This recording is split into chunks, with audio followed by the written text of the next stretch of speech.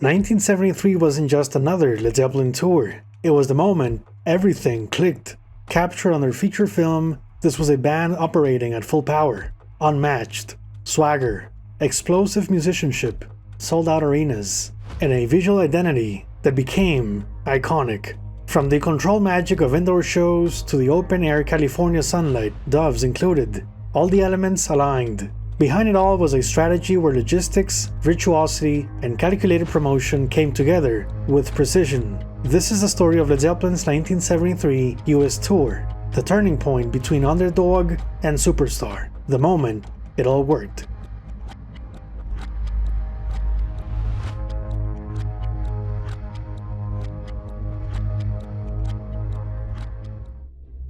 Powerful, thunderous, a colossal rock and roll unit closing a blistering European tour where their musicianship took a decisive leap forward. Unstoppable and confident, they were ready for more.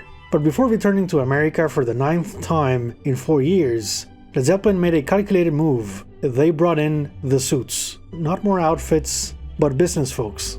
American publicist Lee Salters, alongside a young Danny Goldberg, met with the band in Paris to reshape the narrative. On the surface, it didn't make sense. With 4 classic albums already on the shelves and Stairway to Heaven dominating FM radio, why would Zeppelin need outside help? The answer lies in 3 key pain points building behind the scenes. First, the critics. Despite massive success, Zeppelin still carried a reputation problem, dismissed by sections of the press who had turned criticism into routine. And maybe Robert Plant stole one of their girlfriends, nobody knows, but ignoring it had worked until it didn't. This was, after all, the band who had Peter Grant as manager. Respect was long overdue.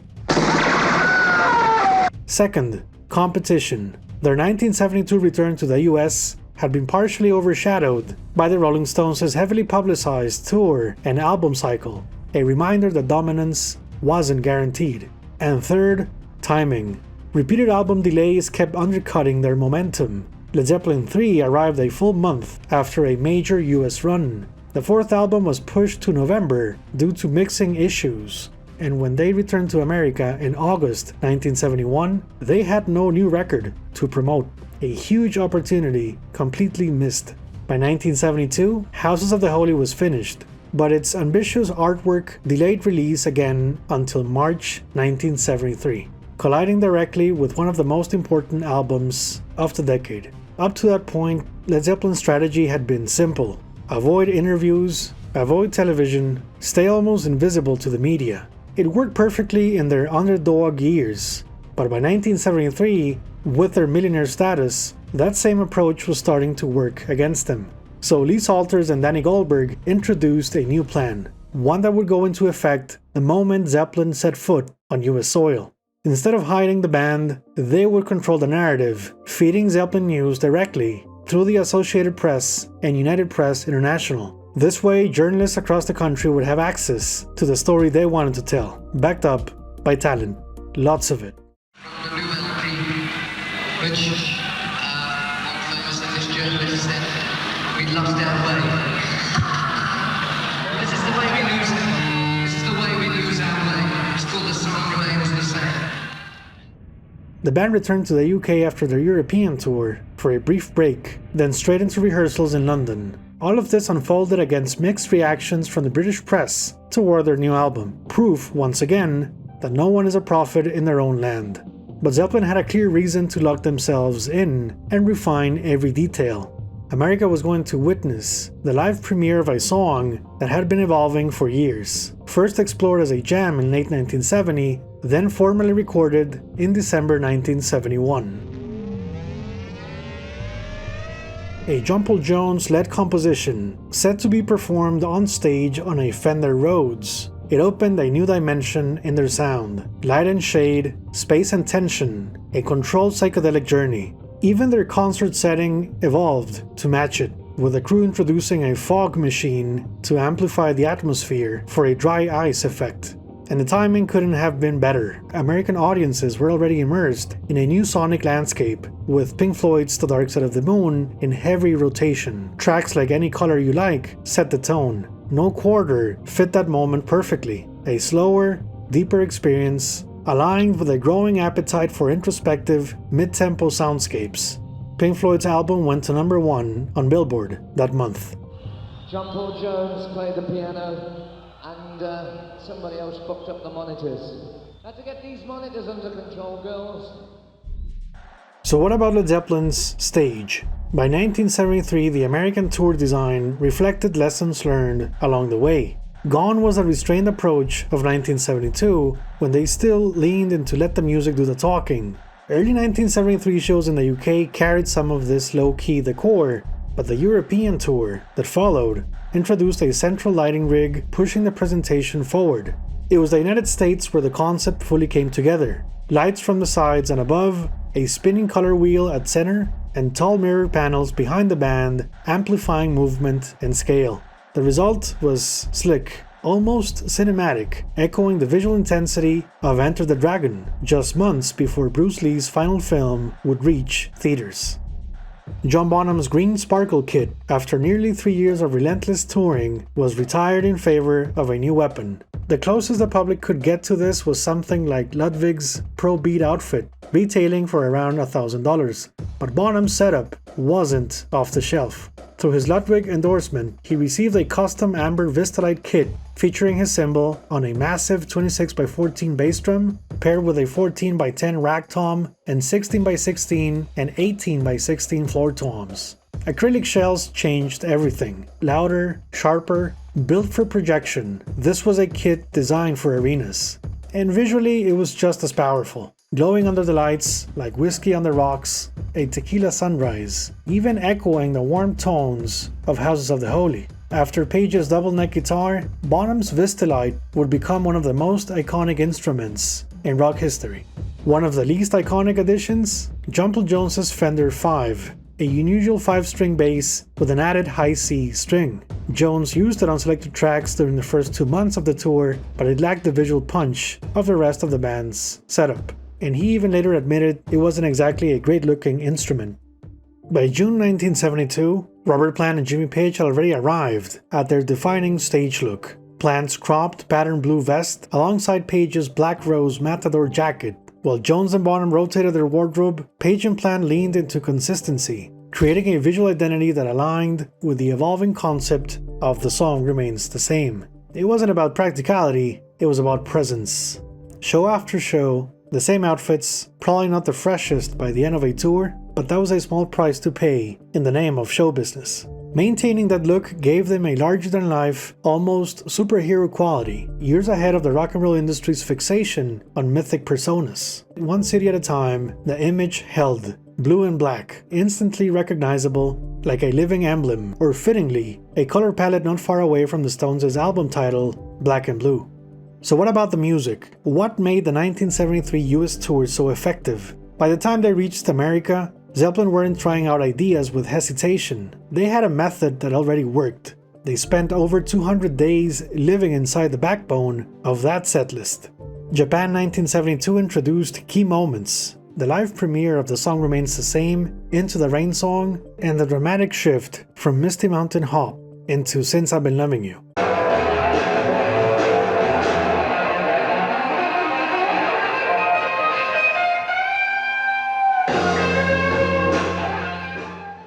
The UK tour that followed in December pushed things further, with Dazed and Confused expanding to include, for the first time, the now famous San Francisco section.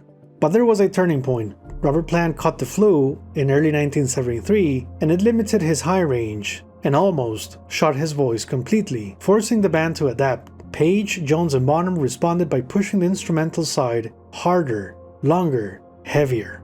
By the time the European tour began in March, they weren't compensating. They were delivering some of the nastiest, most over-the-top jams of their careers. Bootlegs from the 47 shows in this timeline tell the story.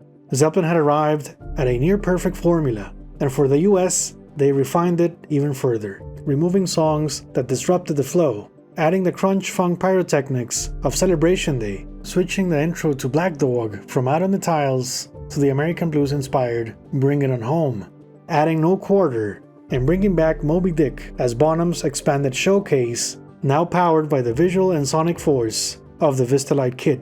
No acoustic set this time, only electricity through the speakers. Loud and clear, it was time for the fans to go inside the houses of the holy.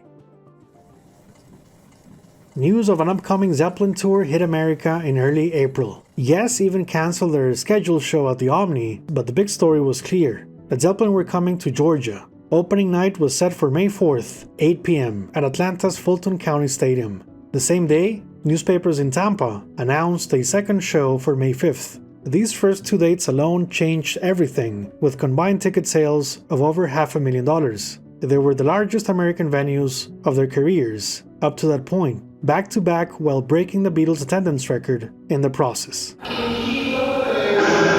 A decisive step into stadium scale, with Jimmy wearing white for the opening numbers, just like a magician. It seems between us we've done something nobody's done before. Now this is the second gig that we've done this time since we've been to the States. I can't believe it. I can't believe it. The beginning of a new phase, arena rock expanding into something bigger, in the hands of a band fully in command: Page, Plant, Jones, and Bonham.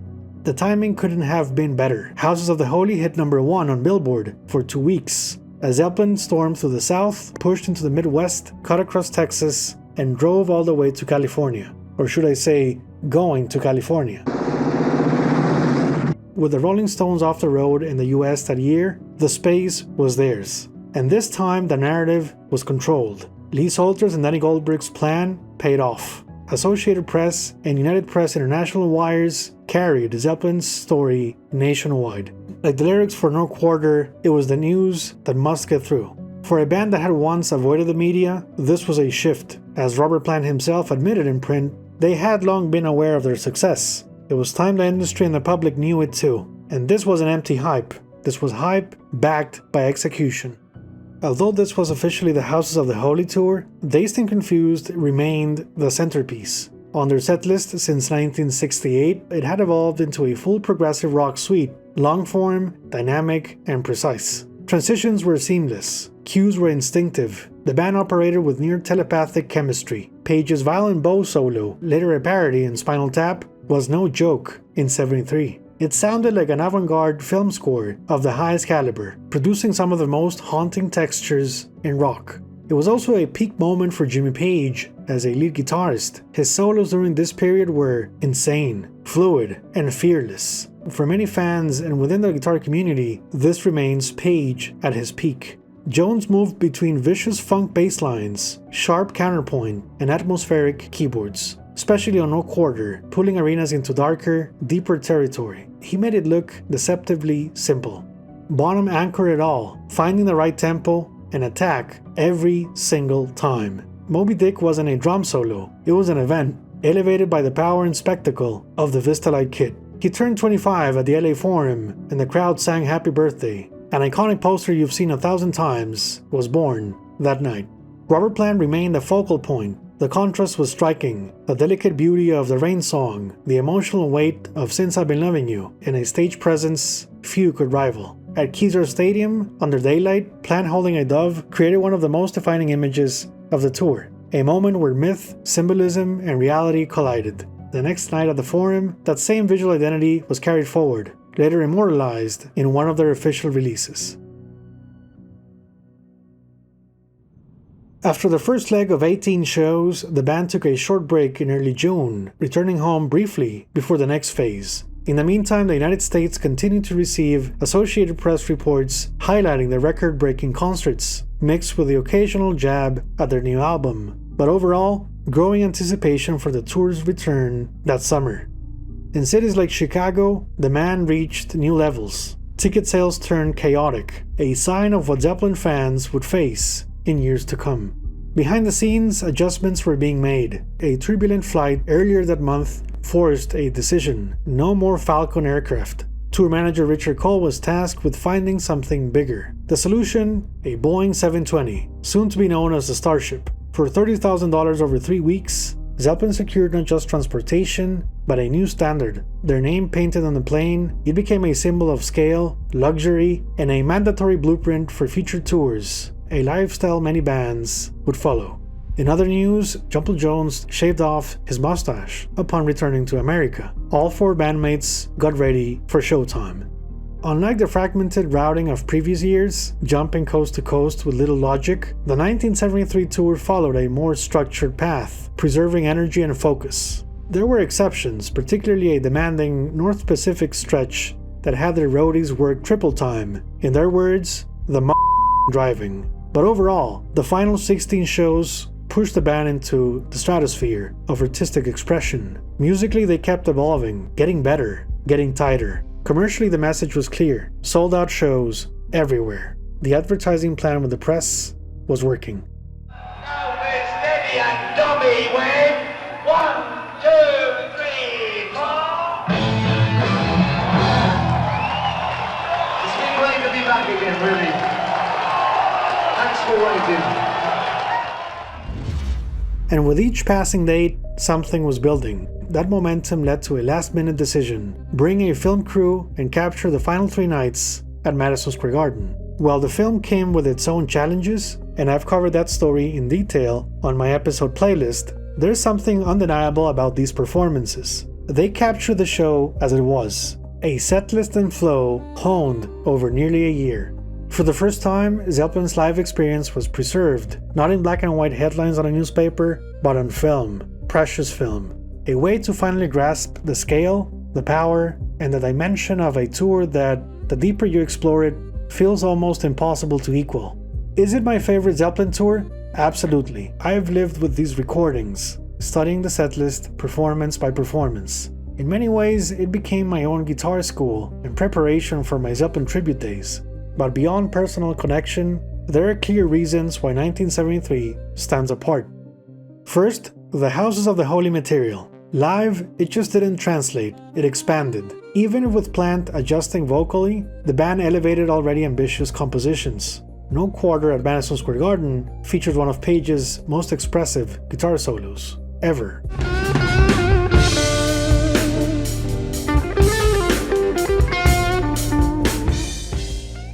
Second, the balance. All 4 members operated with a collective focus, rarely matched in earlier years. Where previous tours showed flashes of imbalance, 1973 locked into a unified force. So electrifying, they chose to capture on film and pay that money from their own pocket.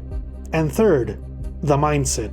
For a US tour, the band had never seemed more at ease, confident, focused, and fully in control. A sense of purpose throughout the run, everything they had built now paying off exponentially. No major setbacks, no distractions, no snow. Just clarity, in the moment, present, timeless.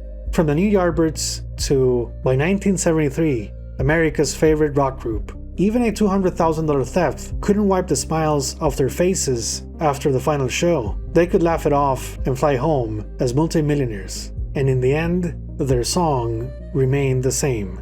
If you want to see how the song remains the same was put together, I definitely recommend you check out my playlist for all the detailed information on the outtakes, edits, locations, and much more. And as always, I want to thank my dear patrons for supporting this endeavor and keeping the Zeppelin flame alive. Until the next time, thank you very much for watching. Bye bye.